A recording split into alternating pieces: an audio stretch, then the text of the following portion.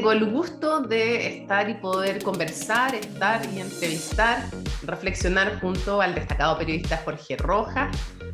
Hoy día conversamos con él por el libro del cual le vamos a contar. Nosotros no estamos acá, pero él también, entre otras cosas, escribió el libro Empresarios Zombies, que dio muchísimo que hablar sobre el uso que se había dado a un método legal, pero, y me hago cargo yo, no te involucro a ti en esto, desde toda perspectiva cuestionable éticamente el uso de las empresas zombie para eludir impuestos. Y además, un destacado periodista también de la revista El Sábado, larga trayectoria, una pluma increíble que comprueba en este último libro, del cual vamos a conversar hoy día. Nosotros no estamos acá. Jorge, muchas gracias por estar con nosotros.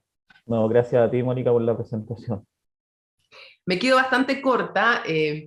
Lo primero que quiero preguntarte, porque es difícil, este libro se podría decir en fácil que es una crónica de 4 historias de migrantes, pero es mucho más que eso. Hay una parte en que hablas de que te hizo mucho sentido lo que te dijo uno de los protagonistas de estas historias sobre la ausencia, sobre el no estar.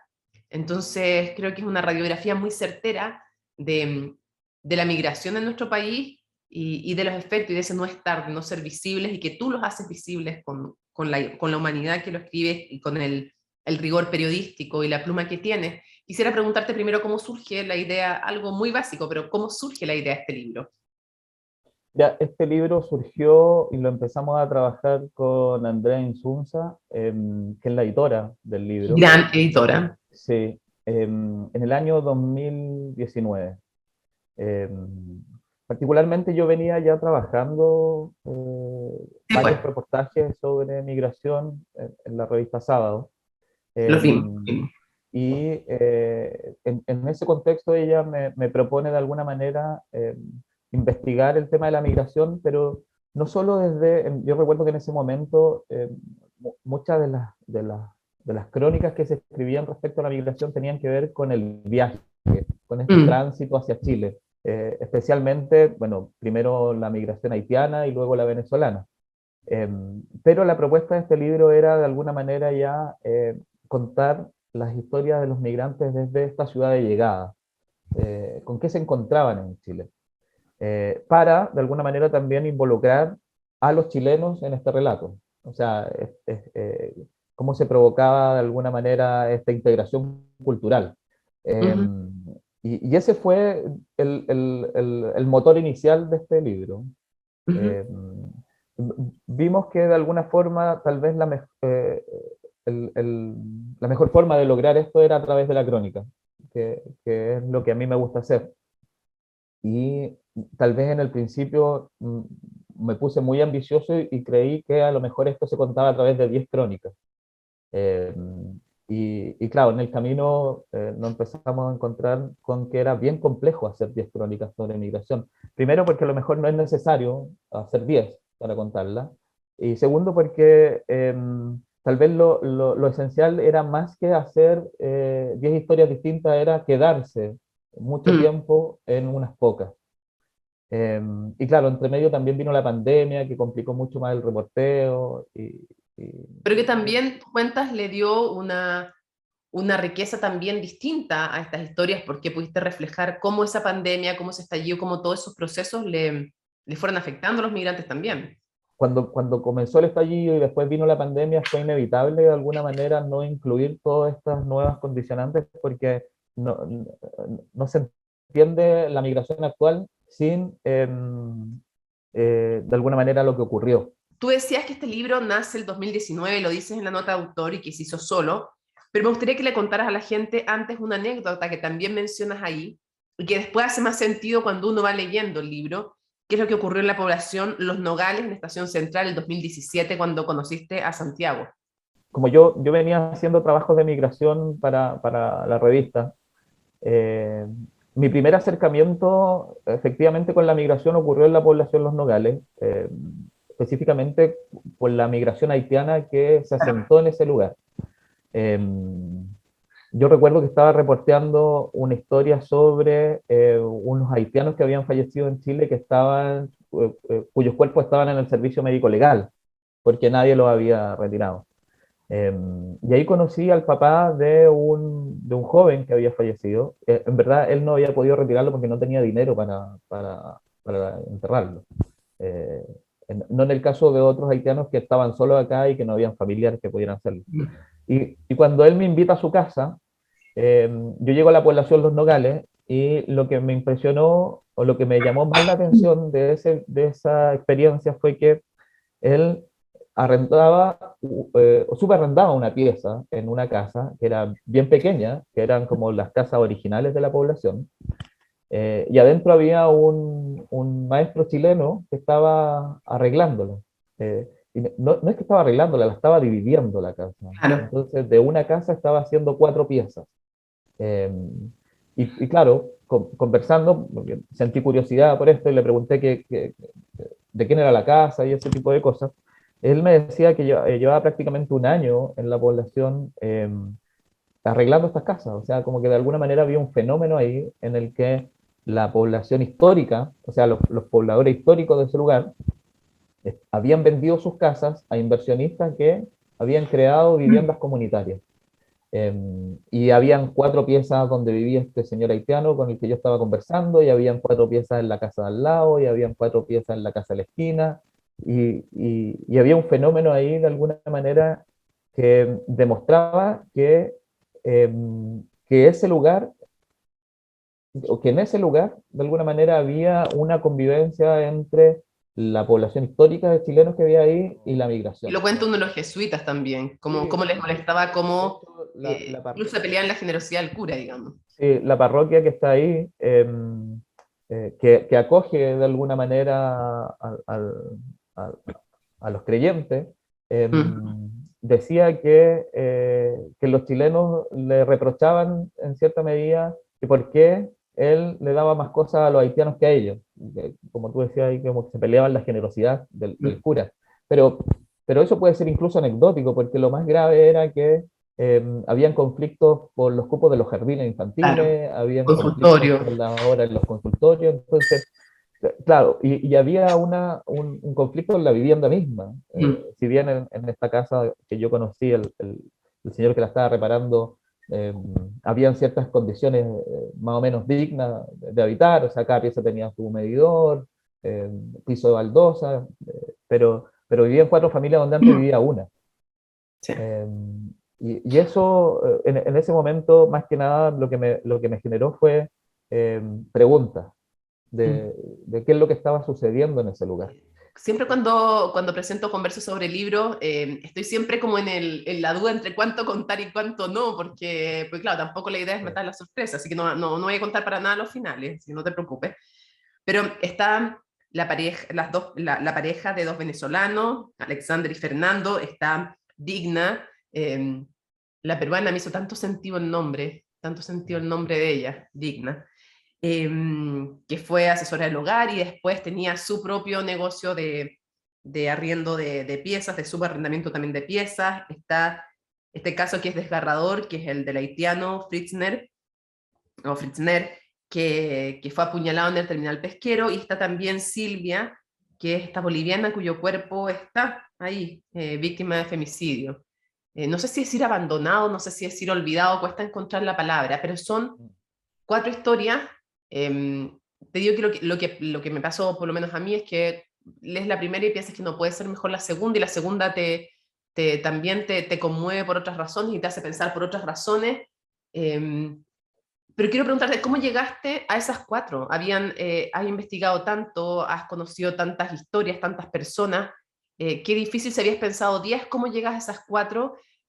¿Cómo te decides en esas cuatro y cuánto tiempo también de trabajo hubo? Porque en el caso, por ejemplo, de Fernando y Alexander, tú, y en los otros también, revisas artículos, expedientes judiciales. En el caso de Alexander y Fernando tienes acceso también por la confianza que te ganaste y por la seriedad con la que tú trabajas, incluso a los WhatsApp que ellos intercambian, que son un relato súper vívido de lo que ellos van viviendo.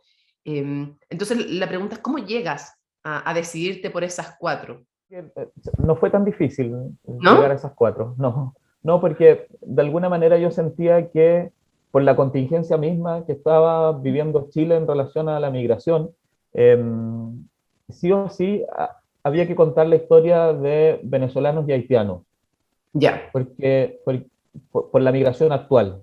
Ujú. Eh, pero también había que incluir acá esta migración más histórica con países vecinos, Perú y Bolivia, que, que proviene de los 90 y los 2000, Mm. cuando tampoco era tan masiva. Entonces, bajo esos dos conceptos trabajamos cuatro historias. Eh, Ujú. y particularmente, y por decisión de Andrea y mía, la historia principal es la de los venezolanos. Porque es la migración más contingente, porque es la segunda migración más grande del mundo después de la de Siria, eh, porque tenemos una relación también de continente con ellos. eh, y porque venir a Chile para los venezolanos no es fácil No. en el contexto latinoamericano. O sea, Hay una frase que la encontré notable tuya. Tú dices, los muros son de papel. Y das sí, cuenta de lo difícil, de lo engorroso. Y claro, para muchos que lo ven desde afuera, que no lo viven, puede ser eh, lo de los papeles, una burocracia, pero ese papel se termina transformando, ese papel que falta en una tragedia, en familias rotas, en oportunidades perdidas, en hambre, en miedo, en aprovechamiento por parte de otros. Encontré notable esa frase que los muros son de papel. sí, es bien complejo llegar a darse cuenta de alguna manera de que lo único que te detiene del otro lado de la frontera es un documento. Eh, Porque específicamente esa crónica yo la comencé a reportear cuando se implementó este visado de turismo a los venezolanos en junio del año 2019. No sé si lo recuerdas, pero era Sí, cuando en perfecto, Tacna, cómo olvidarlo. sí, cuando habían miles de personas en Tacna esperando hacer un trámite, primero en Chacayuta, al lado de la Berma, y después los trasladaron afuera del consulado. Bueno, yo estuve ahí en Tacna en esa ocasión, y ahí conocí a Alexander, que es el protagonista de una de estas crónicas. Sí. Eh, bueno, Cuando él estaban comiendo las llegó, papas fritas. claro, él llegó a este lugar como tal cual como llegaron los otros 2.000 o 3.000 personas que estaban acampando en ese lugar, venían ya caminando. Las personas que estaban ahí no eran venezolanos que se tomaron un avión para llegar a Chile, eran personas que agarraron una mochila y se pusieron a caminar. Eh, y venían familias, venían personas solas, venían ancianos, gente enferma que venía en busca de tratamiento de Chile. La realidad era muy variada. Y Alexander es un joven de 24 años que llega a Chile porque en Chile lo espera su pareja, que es Fernando, que él ya se había venido 3 meses antes. Y él llega a Chile, sí, con esta visa de responsabilidad democrática. Eh, entonces, habían dos realidades muy distintas. En el caso de Fernando, que venía con su visa, con su Mm, RUT y que le permitía de alguna manera encontrar un empleo desde el primer día acá en Chile. claro, Y, y Alexander, que no tenía nada salvo su cédula de identidad. Y lo que se provocó ahí específicamente a propósito de los papeles, porque eso es súper importante, es que el gran problema que se generó por ese tochamiento es que antes para entrar a Chile era simple para los venezolanos. sí, Bastaba con tener un pasaje de vuelta, $1.000 en el bolsillo y podías entrar como turista y cambiar tu estado migratorio acá en Chile a residente transitorio si es que encontraba un empleo. Pero la imposición de esta visa de turismo hizo que todas aquellas personas que habían salido de Venezuela con su cédula de identidad no pudieran entrar porque el requisito para la visa era el pasaporte. Y lo claro. complejo que es en Venezuela conseguir un pasaporte eh, es terrible. O sea, las esperas son de 2 años si es que tú lo haces de manera legal. Y si no lo haces de manera legal, tienes que pagar hoy día $6.000 por un trámite VIP, que le llaman, que es un trámite Claro. por corrupción, simplemente. Hay una parte, un texto que en la página 32, o sea, yo leería todo tu libro, pero claramente no podemos, pero tú pones en la página 32, dices, en todo el mundo los migrantes son ocupados como carne de cañón de batallas políticas locales que casi nunca terminan bien para ellos. Y Y claro, es parte también, porque tú cuentas historias humanas, pero también vas relatando lo que va ocurriendo en ese tiempo con la migración y lo que son las constantes también de los dramas y el uso político también de los migrantes. Son como peones en un tablero más grande. Sí, es bien interesante eso que cuentas porque todo esto ocurre en Tacna en ese momento donde efectivamente hay una crisis humanitaria, porque hay gente que no tiene recursos para sobrevivir, viven en la calle, viven en un campamento, pero también hay una respuesta política a esa crisis humanitaria, desde el lado de Perú, que dice, oye, ellos quieren pasar a Chile, no son mi responsabilidad, pero también del lado de Chile. Esta visa que se empezó a imponer, primero la impuso Perú y Mm. después, días después, la impuso Chile. Entonces, ahí hay una respuesta no regional, pero de dos países de la región que son frontera, entonces es un territorio bien amplio. Eh, y respecto a esto del uso político, cuando yo estuve en Tacna, una de las cosas que me llamó la atención tenía que ver con que las personas que estaban ahí Ujú. manifestaban de alguna manera, además de su frustración por no poder entrar a Chile, muchos de ellos con familiares en Chile, o sea, que podían haber postulado por reunificación familiar, Claro. manifestaban su frustración al decir que ellos recordaban de alguna manera este viaje de Piñera a Cúcuta, Mm. eh, en el que Invitándolos en el fondo a venir.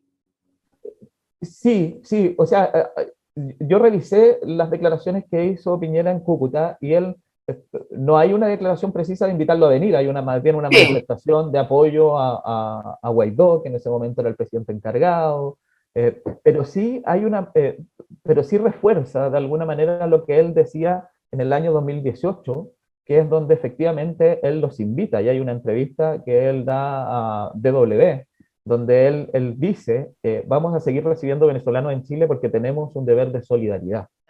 Sí, Y en unas declaraciones a una radio también recuerdo cuando él habla de no solo Chile, sino de la comunidad latinoamericana, del deber de solidaridad que tiene con los pueblos que sufren y califica a Venezuela de dictadura, entonces pareciera bastante lógico también el link. Ahora, es un uso político que se ha hecho siempre y lo hacen distintos sectores y con distintas razones y a veces usando un mismo caso para argumentar cosas completamente opuestas desde dos perspectivas distintas. Entonces ellos venían caminando hacia Chile y de repente se encuentran con esta imposición de visa y dicen, pero aquí hay algo que está mal, porque no es esto lo que yo había entendido. Los Eh, muros son de papel. los muros son de papel.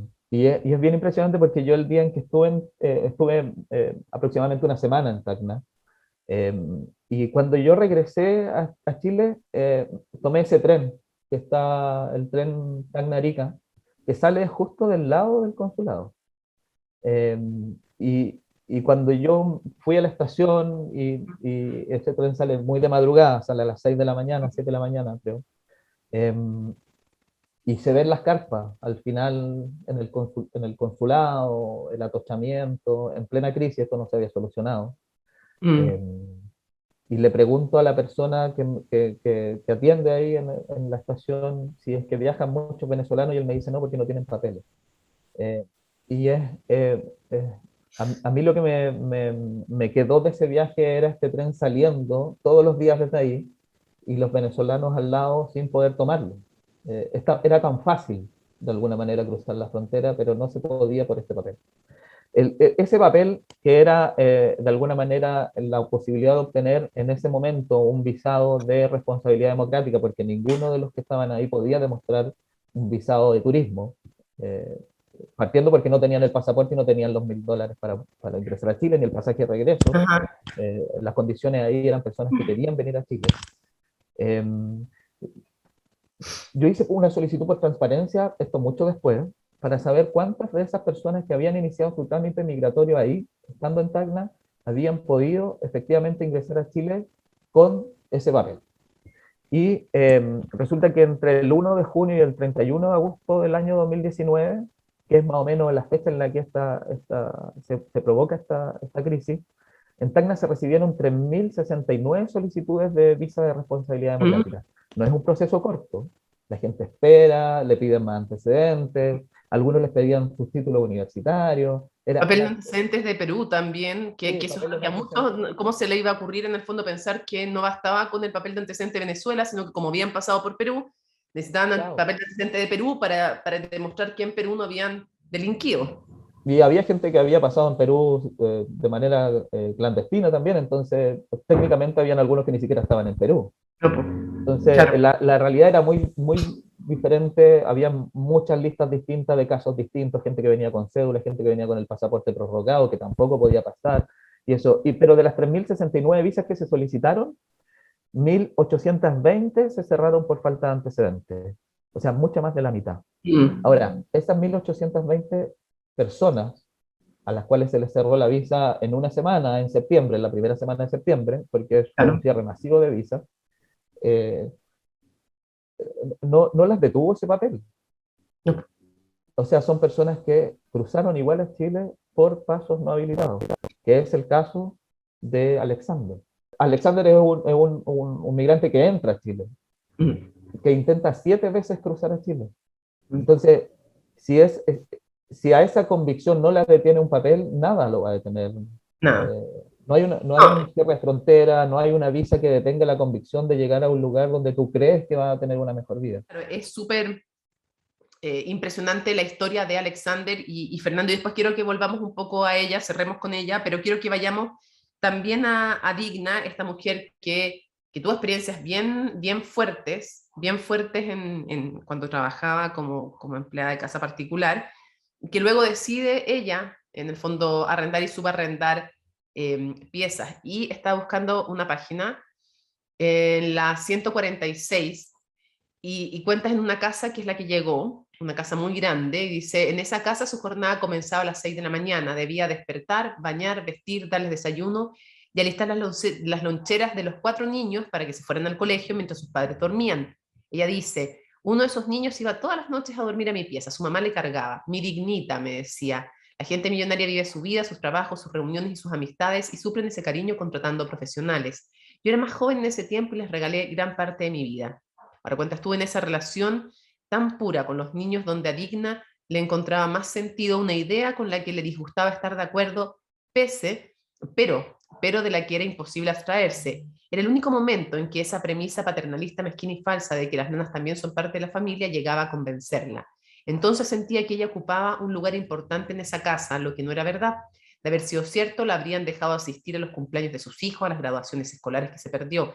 Entregar cariño y los hijos ajenos en desmedro de los propios la frustró. Digna vio en el negocio del arriendo de las piezas una posibilidad de abandonar algún día ese trabajo. Y claro, aquí te encuentras con que más allá que en algunas familias efectivamente pueda darse un trato distinto, digno, el que corresponde, estamos hablando de aquellas en las que no se da eso. Eh, y ella decide tomar esta opción de arrendar y subarrendar piezas en las cuales entre medio también sufre traiciones. O sea, también sufre una traición entre medio de todo esto. ¿Qué quisiste representar con la historia de Digna? ¿Qué es lo que más te llamó la atención? ¿Qué crees que encarna ella? Mira, todas estas historias tienen varias capas de donde uno Mm, puede de alguna manera mirarla.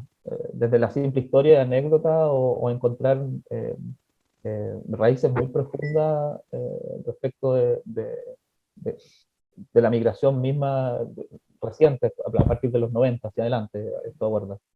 Y en el caso de Digna, primero era la idea de abordar esta migración de ciudadanos peruanos que se da a partir de los 90.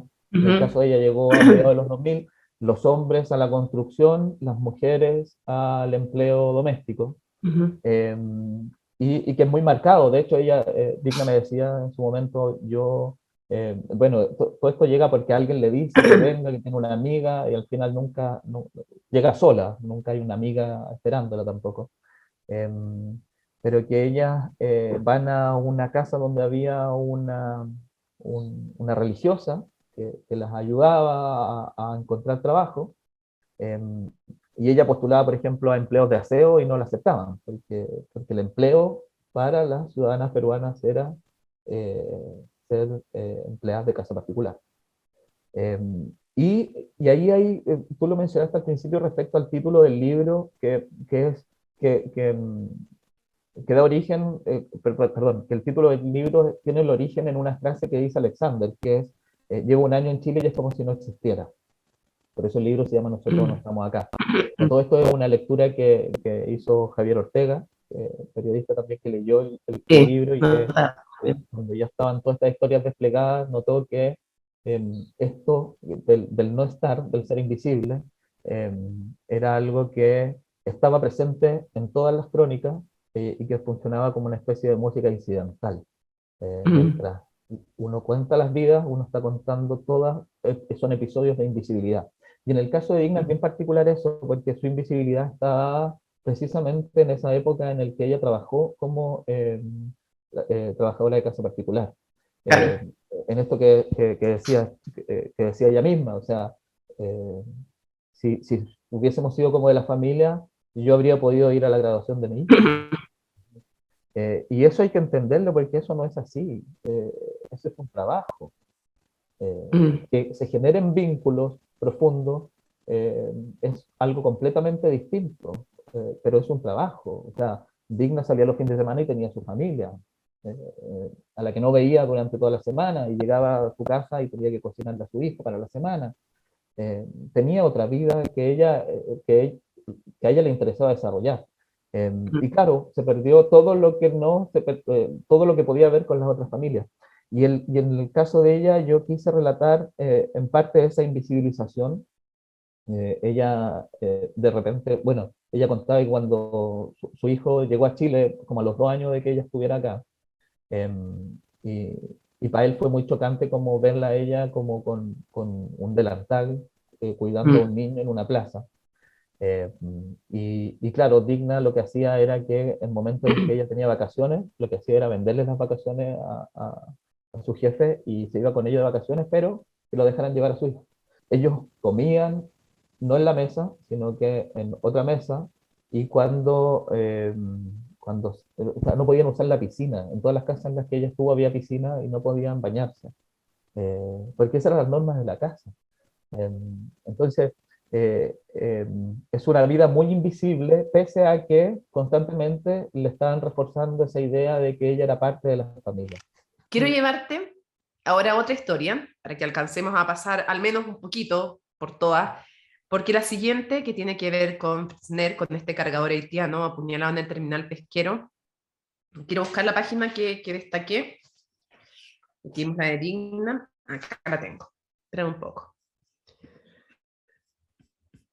168, no voy a buscar a 168, aquí está.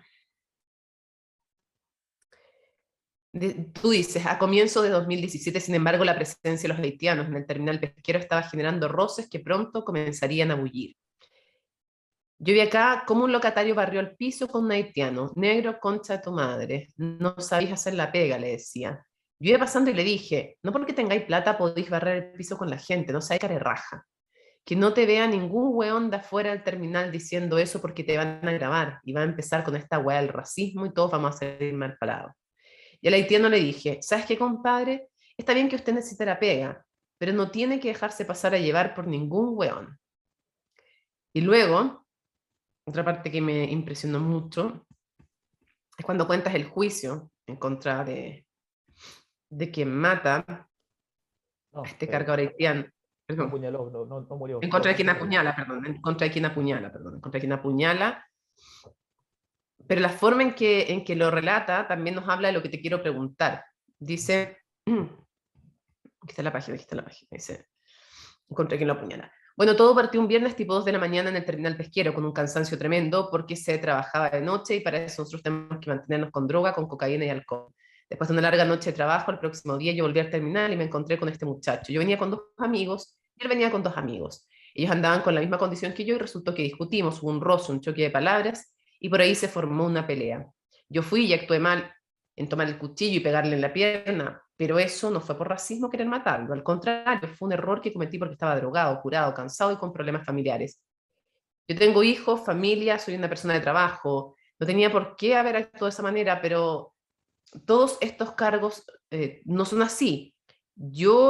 Si, que yo lo quisiera matar o que odiara a los negritos, Al contrario, por mí que ellos vinieran al país a realizarse y superarse. Para mí es bonito eso, porque a las finales habla bien de nuestro país, que acogimos a los extranjeros que son patos. Son como 30 haitianos los que han llegado a trabajar al terminal. A él no lo conocía, sí lo había visto uno o dos veces y después lo pudo haber confundido, porque son todos iguales. Se formó una discusión por el solo hecho de esa talla que uno les dice, que son macisis. Hubo golpes en de las dos partes. Yo no sé qué significa esa palabra. Yo les decía agresiones verbales, giles culiados, una cuestión así, o sacarle la madre, pero de ahí a discriminarlos, no fue así. Mire, yo andaba con dos más y uno de esos cabros con los que andaba fue el que empezó a darle jugo a los negritos. Esa fue la weá. Y me pasa que obviamente aquí el tema del racismo queda súper patente, eh, pero me llama la atención nada más, bueno, normalmente la gente que es racista no se reconoce como racista jamás, pero en la forma en que él relata su defensa de que no era racista y que no lo quería matar, es bien impresionante porque da cuenta de todo su racismo, desde las palabras como negrito, desde usar una palabra que es ofensiva y no saber que es ofensiva, o sea, desde la ignorancia de cómo tratar al otro, que es algo que te debiera importar si es que no eres racista, hasta usar conceptos racistas como negrito, así bien disminuido, y otras más, digamos. O sea, como esta cosa paternalista del país que acoge y que ayuda supuestamente al otro que vino a hacer su pega, digamos, que en el fondo hizo su pega, tú no lo ayudaste, no le estabas dando algo de caridad cuando le pagaste por una pega. Pero, sí es, pero claro, en el subconsciente esa persona está que si es extranjero y le diste pega, sí es una ayuda. Si es chileno y le diste pega, bueno, es trabajo. Entonces quiero, ¿cómo viste tú el tema del racismo en este caso?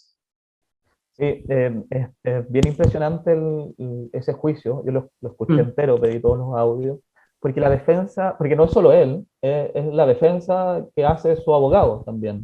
No, Que sí, igual de racista, atroz. esto es el cotidiano, así se tratan. No, no es que esté Mm. siendo racista, sino que esta es la forma en la que se trabaja. Eh, y es súper impresionante, porque o sea, cuando él dice son todos iguales, lo que está diciendo es Ah, que no atroz. existe, no hay una individualización de la No, persona. una masa. No hay, Como los chinos claro. son todos iguales, Por ¿quién eso los ganas? haitianos son los que vienen primero a quitarnos la pega, lo dicen ahí también. Y esto es súper importante porque, bueno, principalmente yo elegí esta historia porque de alguna manera da cuenta, en primera instancia, de una persona que es un cargador, o sea, que trabaja con su cuerpo, que es un cargador lisiado por una puñalada en el muslo que le dio un chileno. O sea, esa persona no era una persona que llegó a Chile con la imposibilidad de caminar. Era una persona que venía a probar suerte a Chile y a los 2 o 3 meses se encontró con este chileno, eh, se llama Matías Cruz, que Mm. le pegó una puñalada en el muslo y le rompió una arteria. Eh, y esa lesión le provocó una cojera. Entonces, es la historia de una persona que vuelve al terminal pesquero metropolitano, que es el lugar donde casi lo matan, y es como a partir de ese regreso, él entiende o comprende toda su historia, y es cómo se vive con Mm. ese temor, cómo se vuelve a dar la espalda en una situación así, pero también es cómo este terminal pesquero de alguna manera incorpora todo eso que ocurrió en el cotidiano, en lo cultural que se provoca ahí, y reflexiona al extremo en el que se llegó. Eh, y esa es la discusión que plantea esta crónica. Evidentemente la invisibilidad en este caso de esta persona está puesta en que para los chilenos son una masa de trabajadores que viene a perjudicarlo. Y es ahí donde, colgándome de lo que tú decías anteriormente respecto a que lo que genera de alguna manera los mayores conflictos entre los chilenos y los extranjeros en términos laborales tiene que ver Mm. con eh, eh, la irregularidad en la que trabajan los migrantes. Principalmente porque en el terminal pesquero, y esto ha pasado en otros rubros que tienen vinculación con la carga, en la Vega Central o en los trabajos de temporada que se hacen en los huertos, eh, las personas no son contratadas, son a trato. Claro. Entonces, para los haitianos que tenían barrera idiomática, lo primero fue eh, complejo porque ahí había un sistema de precios. O sea, los Mm. bultos se pagan 250 pesos por cada bulto, pero los haitianos le empezaron a pagar menos.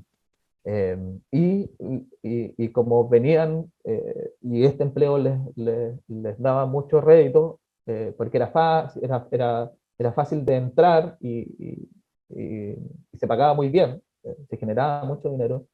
Ellos hacían la pega como correspondía y los chilenos no hacían la pega como correspondía. Entonces, lo que decían era que llegaban los clientes a comprar y preferían mucho que la persona que le llevara los productos fuera un haitiano y no un chileno. Y ahí es donde se genera, yo creo, y la importancia de alguna manera de esta crónica tiene que ver con esa tensión interna en una organización laboral. Mm. ¿Cómo se resuelve el conflicto entre quienes, estamos hablando siempre de cargadores? O sea, Matías Mm. Cruz, el que lo apuñaló, era cargador tal cual como Friedman, hacía la misma pega. ¿Cómo se resuelve una situación en la que unas personas chilenas se sienten pasadas a llevar porque ciudadanos haitianos llegan a hacer el mismo trabajo y les va mejor? ¿Cómo se resuelve ese conflicto? Bueno, eh, este conflicto evidentemente no se resolvió. Todo termina cuando esta persona apuñala al otro y le grita Claro. que se vayan a su país y esas cosas. Y a partir de ese desarrollo es que eh, intento contar por un lado la historia de Friedner, qué es lo que le pasa a él en todo este tiempo, pero por otro lado también abordar cómo es que el terminal pesquero incorpora esto. Y la respuesta que hicieron, por un lado, hay dos respuestas. Por un lado, hay una dirigente del terminal pesquero que intenta mediar en la situación y ve un, un- un punto eh, de alguna manera donde poder vincularlo, que tenía que ver con que, bueno, ni a haitianos ni a chilenos le conviene que sigan entrando más personas, entonces hagamos un Claro. sindicato. Y en esa vinculación, porque el presidente es chileno y el secretario es haitiano, entonces los junta y los hace reflexionar sobre el problema común que tenían. Y ahí se empiezan a resolver un poco los conflictos. Ahora, donde yo siento que no se resolvió eh, esta situación fue en el hecho de que muchas personas en el terminal pesquero veían la actuación de Matías Cruz como o sea, se compraron la tesis de las manzanas podridas, Mm. como que este no era un problema de racismo ni de xenofobia, sino que era un problema de drogas y alcohol. Claro. Entonces, no, es Matías que tiene problemas de adicción y por eso él se sale de sí y apuñaló a otra persona. Pero cuando tú escuchas a Matías en el juicio, cuando tú hablas con Matías ya preso, eh, Matías sigue siendo racista aunque no lo sepa. Que no, él no tiene ni una conciencia de que, claramente no tiene ni una conciencia de que es racista. Quiero que avancemos con la historia final, la de Silvia, que finalmente, no sé cuánto te costó, parece que bastante que María, que su vecina, te ayudara. Al final ella dice que se decide ayudarte. Hay una parte en que me pareció como, bueno, encuentro todo desgarradora, pero tú cuentas sobre María dices, para cada sentido tiene asociado un recuerdo traumático vinculado a la muerte de Silvia Ninaja. Si decide revivir cada uno de ellos, es como si toda esa película volviese a proyectarse. Piensa en el olor de la sangre descompuesta, por ejemplo, y se le viene a la cabeza la imagen de las gotas cayendo sobre la poza en el patio. Ella, los perros, la comida de los perros, el líquido viscoso, la pared, el hilo que corre por la pared, el delta sobre la puerta. Es tan real que a veces cree que todavía puede oler la putrefacción, y eso que ya han pasado más de 3 años. Yo no puedo ir a la carnicería, dice María Plaza. El olor de la muerte se ha convertido en un trauma. Le ha pasado también con ciertos sonidos, con aquellos que provienen de los departamentos cercanos. Los ruidos de los muebles cuando se arrastran, los zapateos o los gritos de sus vecinos le recuerdan a Silvia. No es fácil vivir debajo del lugar donde se cometió un crimen, menos tener en la cabeza la banda sonora de esa muerte, como pistas de efectos especiales de una película de Bruce Lee. Eh, es bien desgarrador y aquí, claro, aquí está, hay varias historias en esta historia. La violencia, está el machismo, está la historia de María, está la historia de Silvia, de nuevo la invisibilidad no solo de los migrantes, peor si eres migrante, pero de las mujeres también. Y de los carabineros, como cuando les dicen que está chorreando sangre, no van de inmediato. O sea, es bien brutal porque uno pensaría, o sea, si llamo a alguien de mi casa y yo está chorreando sangre, corre un carabinero. ¿Y estás segura que es sangre? Después de nuevo le insisten. ¿Cómo fue para ti esta historia? Yo esta historia la empecé a reportear para la revista en Ujú. el año 2019. Específicamente, estuvimos haciendo durante todo ese año unas viñetas que eran contar Sí. historias de migrantes en formato de viñeta. Y esta fue una de las historias que yo reporté. Eh, Se llamaba Gotas de Sangre en Melipilla, esa historia. Y trata sobre Silvia, una hija que fue víctima de femicidio en enero del 2017. Eh, pero la particularidad que tenía o sea, era todo, en verdad. Era la violencia, era el hecho de cómo una comunidad impactada por ese hecho se reprocha mutuamente no haber hecho lo suficiente para haber salvado a su vecina. Mm. Eh, y lo que era bien dramático en ese momento, que pasado todo esto, que ya de por sí era terrible de todo punto de vista, el cuerpo de Silvia llevaba en ese tiempo un año en el servicio médico legal de Melipilla sin que alguien lo hubiese reclamado. Bueno, eh, yo decido tomar esa historia que ya había reporteado y meterme de cabeza en tratar de contar este femicidio, en contar cómo esta comunidad, de nuevo, un hecho que impacta a una comunidad y cómo esta comunidad de alguna manera dialoga con esa situación, lo comprende o no lo comprende, cómo salen de esto, a partir de esta vecina que está justo debajo del departamento donde ocurre este femicidio, eh, y que ella escucha eh, la violencia, eh, y que tal vez se paraliza porque también tiene sus propios traumas con la Mm. violencia. Eh, y cómo se reprochan mutuamente vecinos de por qué no llamaron a carabineros. eh, y es bien complejo porque uno puede entender qué es lo que ocurre en esa comunidad muchas veces, de por qué no se reacciona así. Son procesos personales Mm. que, que viven. Eh, y claro, ella en su momento no quería hablar porque era complejo para ella hablar. Durante mucho tiempo ella sintió culpa por la situación. Eh, pero volvemos a hablar ya 3 años después. El cuerpo de Silvia aún continuaba en el servicio médico legal. Eh, y claro, volvemos a hablar porque ella se entera que este cuerpo lo van a inhumar, lo van a sepultar en Chile, en Melipilla. Claro. Ella que a todo esto, cuando tú cuentas de tus traumas personales, su papá le pegaba a su mamá. Sí, sí.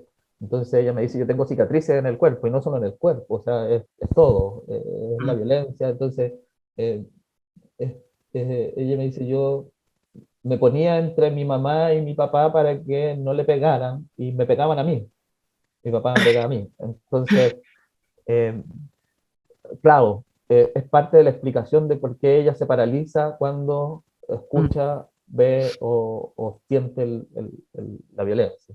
Por eso estos recuerdos respecto a todo lo que ocurría, porque Claro. no es solo lo que escuchó esa noche, es que 3 días después empieza a chorrearle la sangre del cuerpo de Silvia que había quedado eh, escondido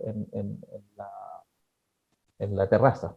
Y eso bueno, es un trauma completo, pienso yo. Horroroso. Y bueno, el cuerpo de Silvia deja este abandono temporal en el que estaba en el servicio médico legal, porque nadie la reclamó, porque los esfuerzos que se hicieron por encontrar a los familiares tal vez no fueron suficientes. eh, y lo deja porque la pandemia generó mucha presión en los servicios médicos legales, Mm. con la cantidad de fallecidos que llegaban. eh, y bueno, había que hacer espacio, gestionar la pandemia. Y deciden, ahí habían en el Servicio Médico Legal de Melipilla 3 cuerpos que estaban abandonados hace mucho tiempo. El de Silvia, el que llevaba más tiempo, llevaba 3 años, más de 1000 días. Eh, Había otro de un haitiano y un chileno que llevaban 1 año. Y los sepultan a todos el mismo día, en septiembre del año pasado. Yo fui a ese funeral. Fue el único que sabía que la persona que estaba dentro de ese ataúd se llamaba Silvia. Eh, porque es un trámite. Es bien frío, pero también es la forma en la que se hace. Esas, em, y a ella la enterraron en el servicio, perdón, en el cementerio de Melipilla, y después yo traté de contactar a la familia de Silvia. Bueno, durante todo este tiempo en el que yo trabajé en el libro, que fueron 2 años, porque yo trabajé estas crónicas en paralelo durante 2 años todas. Entonces cambiaba chip a cada rato para meterme en profundidad en alguna. Y en estos 2 años yo traté de ubicar a la familia de Silvia para decirle que esto iba a pasar en algún momento, que Silvia la iban a sacar del servicio médico legal y la iban a inhumar, para ver la posibilidad de repatriarla, su cuerpo, su ceniza, no sé, lo que fuera. Eh, y nunca alguien me contestó. Yo buscaba en Facebook, para mala suerte, la combinación de su apellido es muy común, entonces no me aparecían Mm. los familiares hasta que leí el expediente porque el agresor de Silvia se entregó en Sucre. Él viajó con sus hijos y se fue a entregar a Bolivia. Cruzó la frontera después de haber cometido un crimen. Inentendiblemente, cuando la policía, yo lo estaba buscando acá, este tipo ya estaba en Bolivia y se había entregado a la policía allá.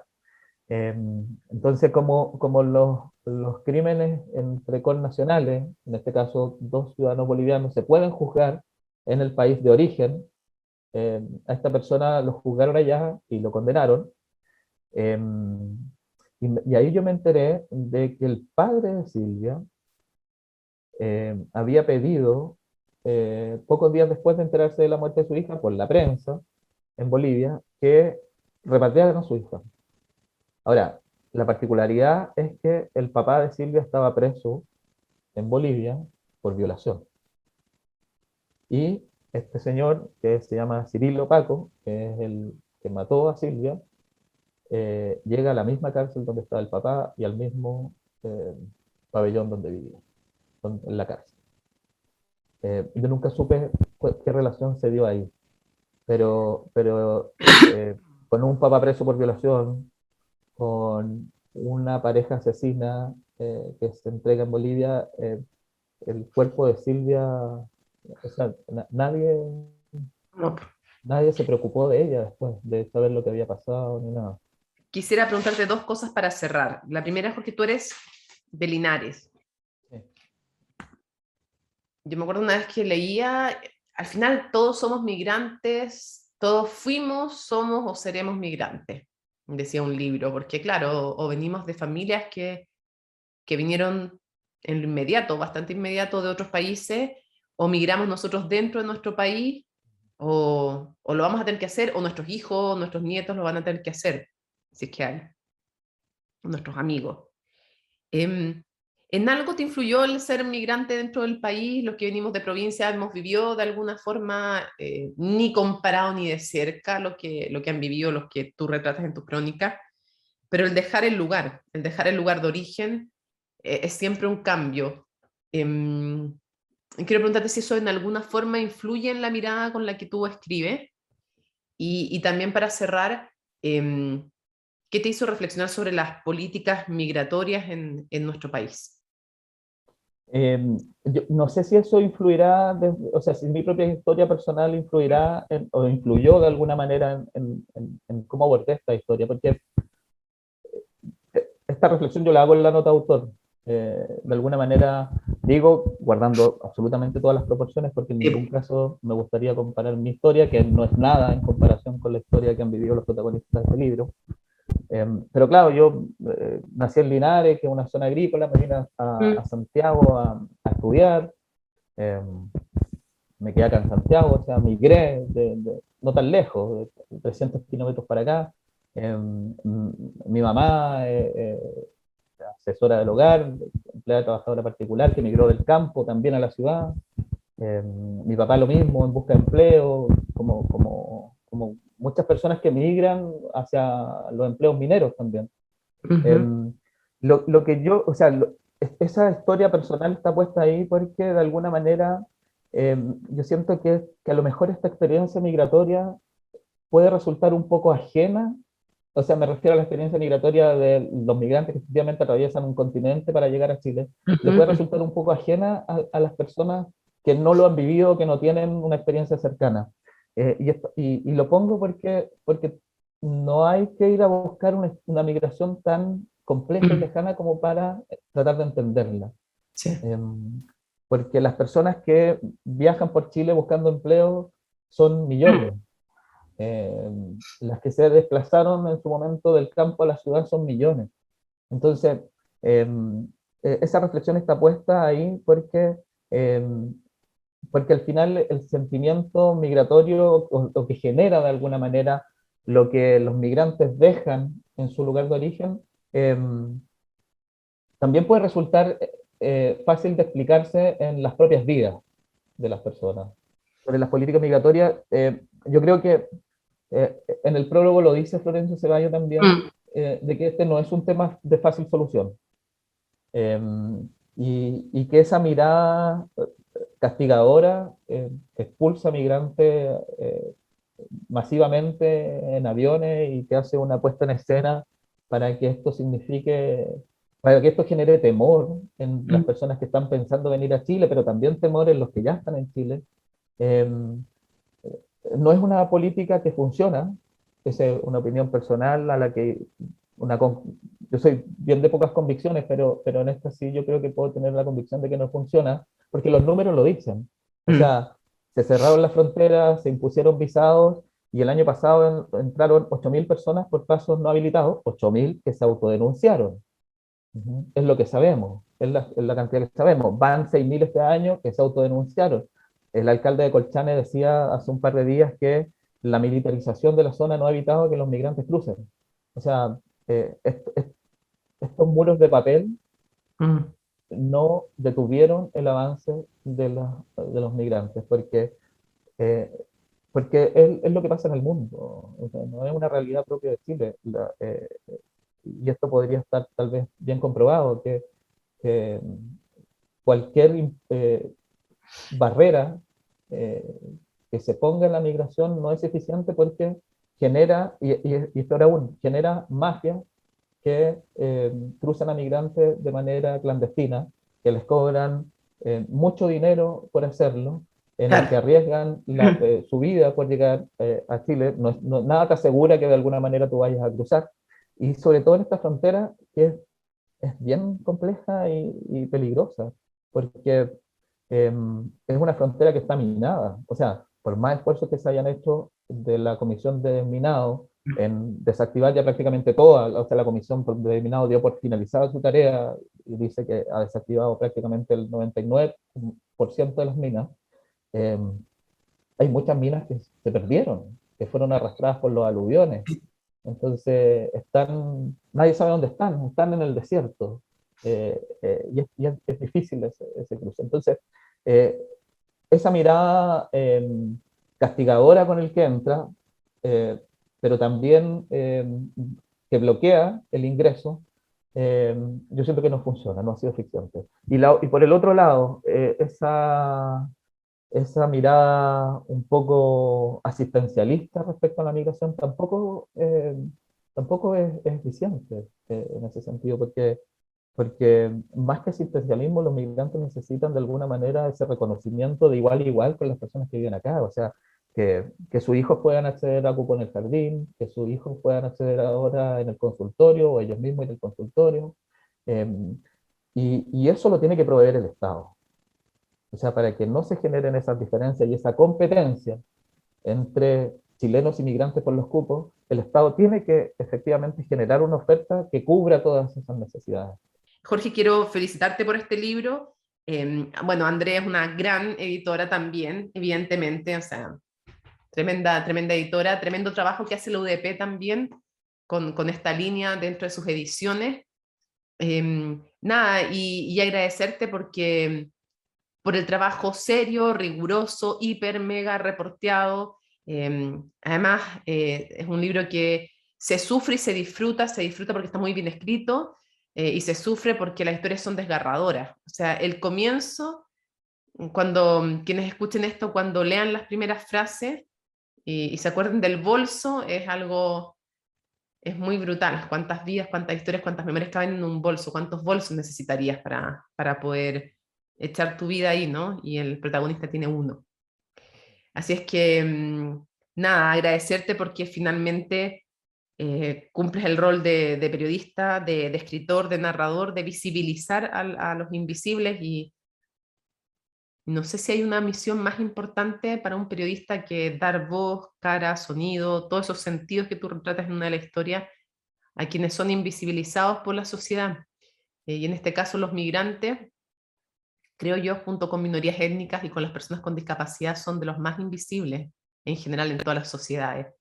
Así que ha sido un gusto y un dolor leer tu libro, ambas sensaciones siempre juntas. Y nada, reitero la admiración que ya tenía por tu trabajo, el respeto también por el trabajo que realiza. Así es que gracias por haber estado también en esta conversación. No, gracias a ti, Mónica, por la conversación. Muchas gracias a ustedes por habernos acompañado, y no dejen de leer este libro para que ellos sí estén acá, para que ellos sí sean visibles.